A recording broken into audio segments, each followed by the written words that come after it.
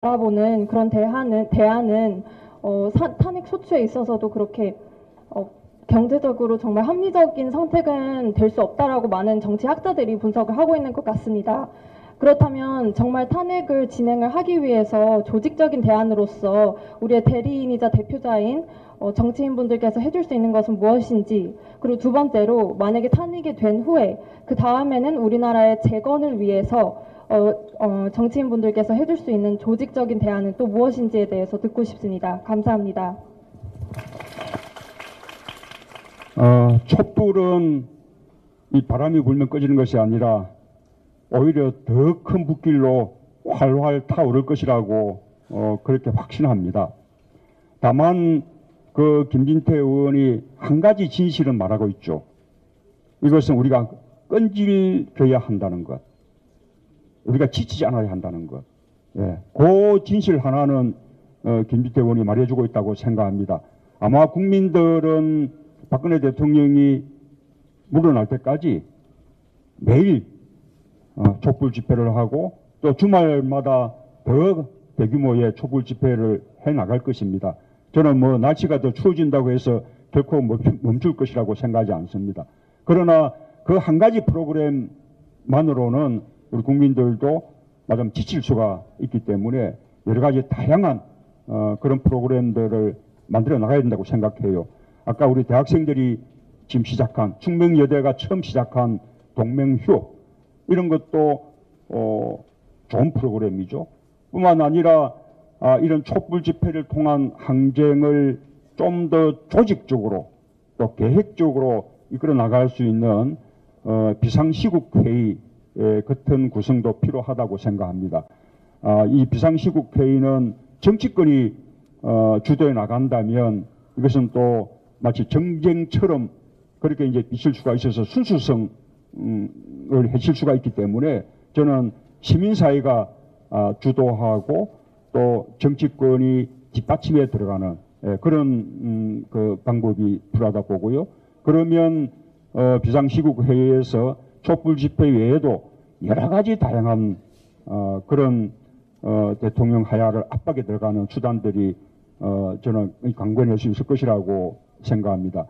오늘 법무장관 그리고 또 청와대 민정수석이 사퇴했다는 그런 보도가 있었죠.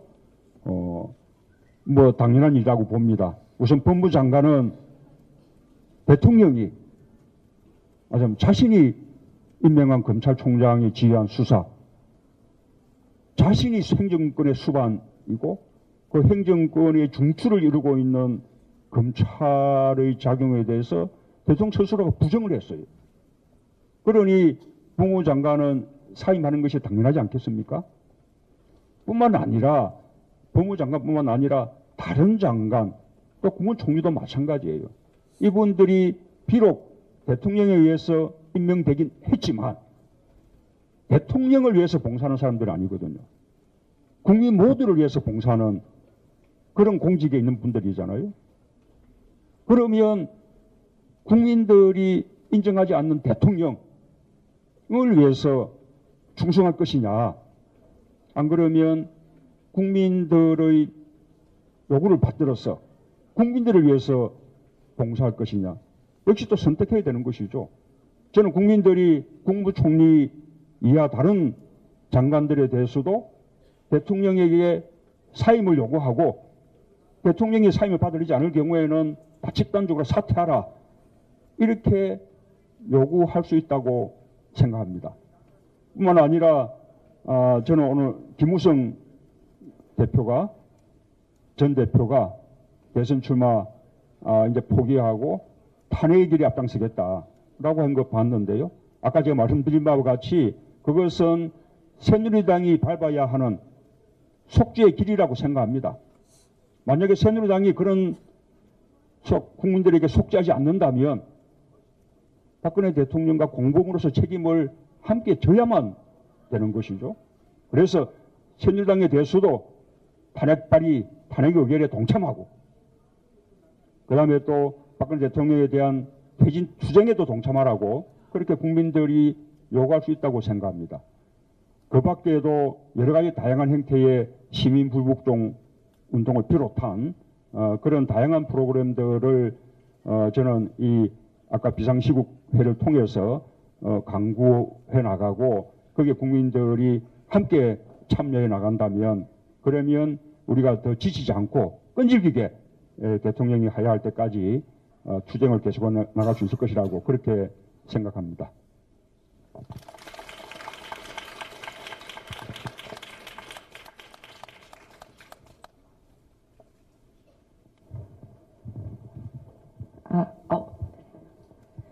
네, 안녕하십니까. 저는 숙명여대 48대 총학생회 비상대책위원회 부위원장을 맡은 윤보영이라고 합니다.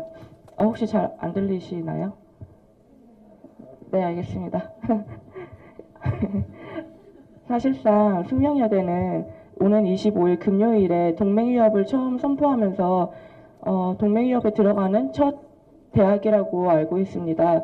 이에 대해서 방금 전 대표님께서 동맹유협은 좋은 프로그램이라고 언급을 하셨는데 어떤 부분에서 좋은 프로그램이라고 생각을 하시는지 여쭤보고 싶고 정말 좋은 프로그램이라고 생각하면은 타 대학에 동참하는 동료의 말씀 부탁드린다고 말씀드리러 나왔습니다.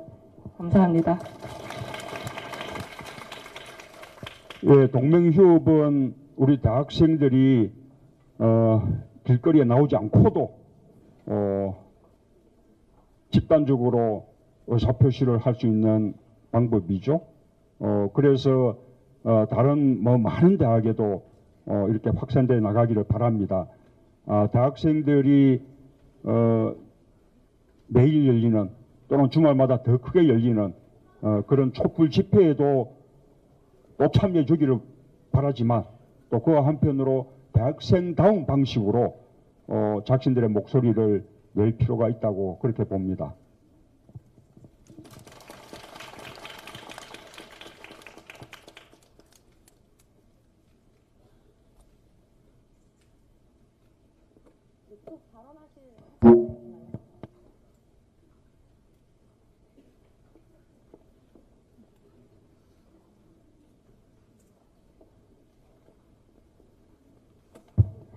안녕하십니까. 저는 법학부 13학번 김재경이라고 합니다. 의원님께서 저희에게 동맹휴업을 독려를 해주셨는데요. 그럼에도 불구하고 저희 학생들은 지금 너희들은 공부를 할 때가 아니냐, 왜 시위 현장으로 나아가냐, 이런 비판을 받곤 합니다. 이런 학생들이 그런 비판을 받을 때 가장 효과적으로 할 수 있는 논박이 무엇이 있는지 실제로 의원님께서는 물론 경희대학교 재학 시절에 사법시험 합격으로 그것을 증명하셨지만 저는 사법시험을 합격할 능력까지는 되지 않기 때문에 능력으로 증명하는 것이 어려워서 감히 의원님께 여쭙고 싶습니다. 감사합니다. 그렇습니다. 지금 우리 이 자본주의 거의 정글 경제라고 표현하는 이 경쟁 세상에서 살아남으려면 그러면 개인적으로 열심히 공부도 해야죠. 또 학교 공부만 가지고도 부족하니까 스펙 이걸 찾는데도 많은 노력과 비용을 또 들이게 되고요. 그런데 그렇게 노력하면 당연히 그 노력에 따르는 보상이 따라야 되는데 지금 우리 사회가 아무리 성실하게 노력해도 정직하게 또 이렇게 노력을 해도 그 노력에 따르는 보상이 정당한 보상이 지금 따르지 않고 있는 세상이지 않습니까? 어떤 사람은 정말 대학에 가기 위해서 입학하기 위해서 어릴 때부터 정말 피나게 공부해야 되고 대학에서 학점 따기 위해서도 또 피나는 노력을 해야 되고 또 스펙 쌓기 위해서 또 부모님들에게 또 기대해야 되고 하는데 또 어떤 사람은 그냥 학교 제대로 가지 않아도 학교가 졸업이 되고 좋은 대학에 그냥 입학이 되고 그 학점은 그냥 받고 심지어 대학 교수가 다 대신 챙겨주기도 하고 이런 그 불공정한 세상 그러면 기회는 늘 금수저들에게만 있고 우리 흙수저들에게는 기회가 오지 않는 거죠. 금수저, 흙수저가 따로 없는 그런 세상을 먼저 만들고 나야 그 위에서 우리가 노력할 때 그 노력에 따르는 정당한 보상이 오게 되지 않겠습니까? 아까 우리 이제 젊은 사람들을 위한 아까 비전도 잠시 아까 질문이 좀 있었는데요. 저는 결국 핵심은 젊은 사람들에게 기회를 주는 것이라고 생각합니다. 첫째는 일자리를 많이 만드는 거죠. 지금까지 우리는 아주 잘못된 미신 속에 있었어요. 첫째는 작은 정부가 좋은 것이다. 공공부문은 억제해야 되는 거다.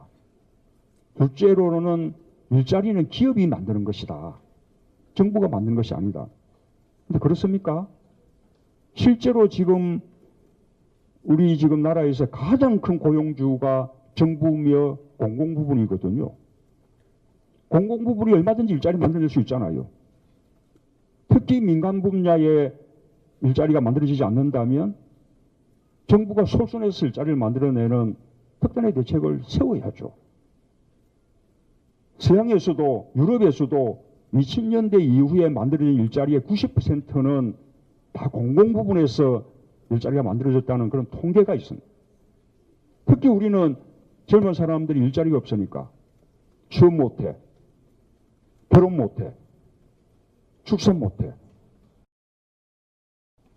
그래서 세계 최저의 출산율 때문에 당장 내년부터 대한민국 생산 가능 인구가 줄어들고, 대한민국 생산 가능 인구가 줄어들면 어떻게 되는가 하면요, 소비가 줄고 세수가 줄어드니까 경제가 헤어날 길이 없는 거예요.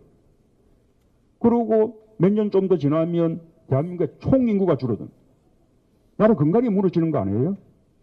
비상사태라고 생각하면서 특단의 대책을 마련. 정부가 어떻게 무슨 재원으로 일자리 만드느냐?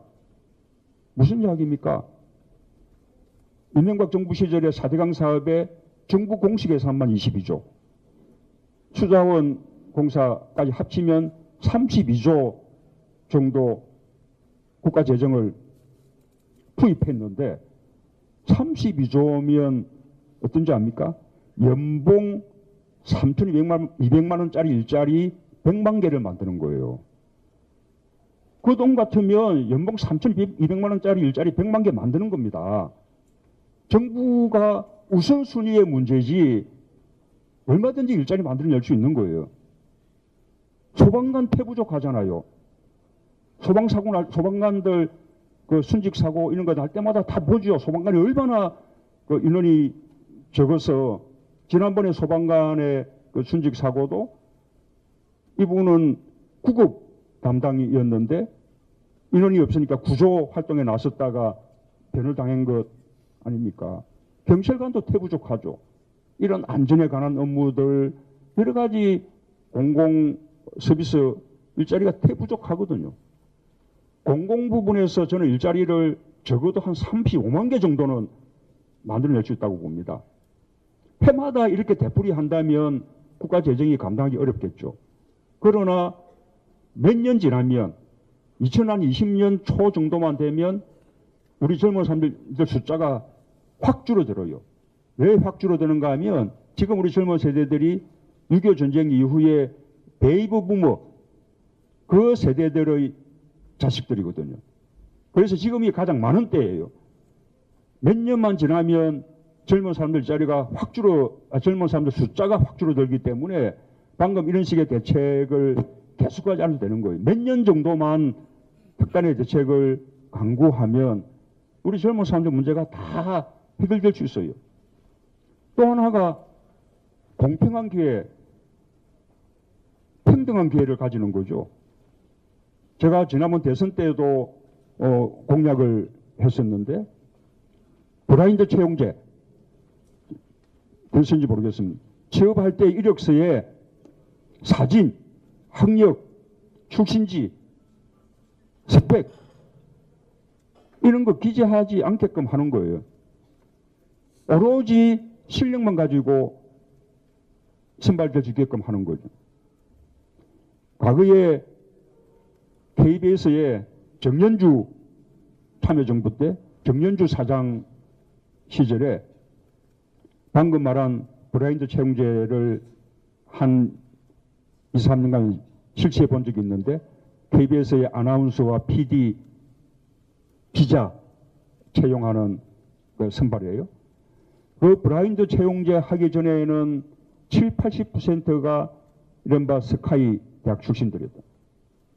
그런데 그런 학력, 경력 이런 것을 다 가리고 오로지 실력으로만 채용하는 브라인드 채용제를 실시하니까 스카이 대학 출신자들이 거꾸로 한 20, 30% 정도로 줄어들고 나머지 7, 80%가 일반 대학, 지방대학 출신들로 채워졌어요. 심지어는 전남대학이 가장 많이 합격한 해도 있었거든요. 그렇게 똑같은 공정한 기회, 스카이 대학이 아니라고 밀리고 여학생이라고 차별받고 이러지 않는 세상 바라는 거 아닙니까? 이런 세상 먼저를 만들어 놓고 난 후에 우리가 노력해서 노력에 따른 그런 정당한 보상을 받기 위한 그런 노력을 해야 된다고 생각하고 우선은 먼저 그런 젊은 사람들에게 많은 일자리와 기회가 주어주는 세상 그리고 또 평등한 기회를 누리는 세상 개천에서 용도 나는 세상 이런 만들어야 된다고 생각을 합니다.